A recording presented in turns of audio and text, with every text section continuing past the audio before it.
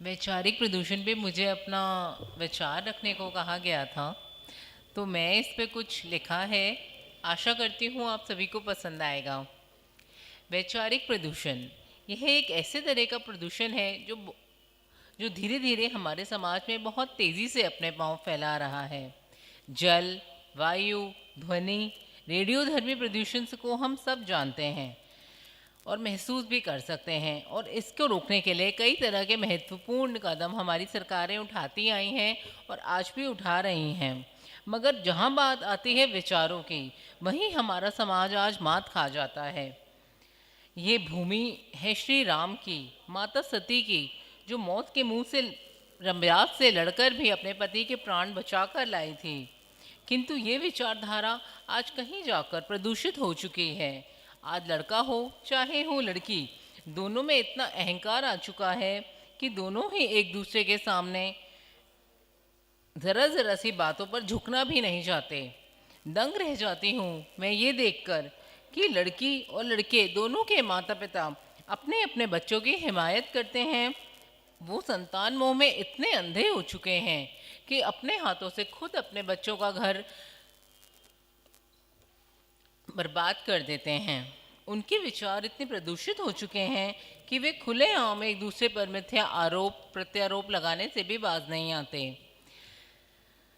खैर, मैं इन स्थितियों के पक्ष या विपक्ष में नहीं हो सकती, पर जो ये कुछ केसेस शायद इन चीज़ों में सही भी हों, पर मैं खिलाफ हूँ उस मानसिकता के जो आज इतनी प्रदूषित हो चुकी हैं। इन भोले भाले युवाओं को यह सिखाती है कि अपने जीवन साथी से अलग हो जाना, पर अपना अहंकार मत छोड़ना। दूसरी और सबसे तेज़ी से फैल रही एक प्रदूषित मानसिकता वह है बलात्कार। ये भारतवर्ष की भूमि है, यहाँ देवियों की पूजा की जाती है, 9 दिन उपवास रखे जाते हैं। उम्र से बड़ी औरतों को माता की दृष्टि से और छोटी को बहनों की दृष्टि से देखा जाता है। ये कैसे विचार मेरे भारत में उत्पन्न हो रहे हैं? इस वैचारिक प्रदूषण का क्या कोई अंत है? अभी तक निर्भया कांड की आंच ठंडी भी नहीं हुई थी कि हाथरस मामला सामने आया। और भी ये तो वो मामले हैं जो सामने आ गए हैं, और भी न जाने कितनी मासूम बच्चियां इस अपराध का शिकार होती जा रही हैं। ये देश है कृष्ण, देश है श्री कृष्ण का, जो अपनी मधुर मासुरी बचाकर जाने कितनों का मन हर लेते थे। प्रेम किया राधा से, पर ऐसे ऊंची हरकत से न जाने कितने परे थे।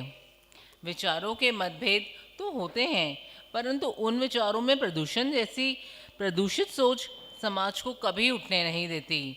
आज हमारे माननीय राजनेता आपस में कई अलग अलग विचार रखते हैं, परंतु संसद में बैठकर पक्ष और विपक्ष की यह लड़ाई केवल बातों तक सीमित नहीं रहती है। कभी कभी गाली गलौज, यहाँ तक कि कभी कभी मारपिटाई तक स्थिति पहुँच जाती है। वे लोग ये भूल जाते हैं कि सिर्फ संसद में ही नहीं बैठे हैं, अपितु पूरा भारत एवं पूरा विश्व उनको वहाँ बैठा देख रहा है। और जिन नेताओं को हमने खुद चुना है, जब वह ऐसा काम करते हैं जब वह ऐसा काम करते नजर आते हैं, तो कहीं ना कहीं हमारे अवचेतन मन में ये प्रदूषण जन्म लेता है और हम उसी प्रकार का आचार विचार अपने जीवन में प्रयोग करने लगते हैं। आजकल एक नई आज़ादी चाहिए लोगों को, अभिव्यक्ति की आज़ादी। बिल्कुल सही, आप एक लोकतांत्रिक और धर्मनिरपेक्ष देश में जन्म लिया है और आपको पूरी आज़ादी का हक भी दिया जाता है, परंतु यह आज़ादी का अर्थ यह नहीं कि आप किसी को कुछ भी बोल दें।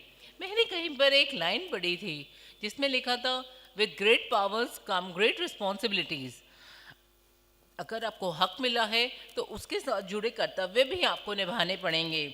अगर आप यह कहेंगे कि भारत तेरे टुकड़े होंगे, तो आप केवल अपने आप को ही नहीं, अपने पूरे परिवार को कलंकित कर रहे हैं। क्योंकि जिस भारत ने आपको सुरक्षित बोलने और पढ़ने की आज़ादी दी है, उसी के टुकड़े करवा रहे हैं। यह देश है वीर शिवाजी महाराज का, रानी लक्ष्मीबाई का, जिन्होंने अपने प्राण त्याग दिए इस भारत की पवित्र भूमि को बचाने के लिए।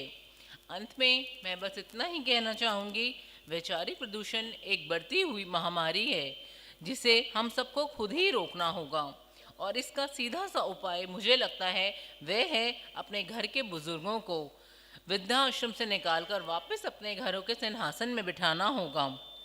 हमारे बुजुर्ग सिर्फ एक सदस्य ही नहीं बल्कि एक सोच है, एक विचारधारा है जो पहले अपने बच्चों के जीवन में उन्नति लाए और अब वे हमारे समाज के वो माली हैं जिनकी छत्र छाया में हमारा आज और हमारा आने वाला कल खुशियों से लहलाएगा।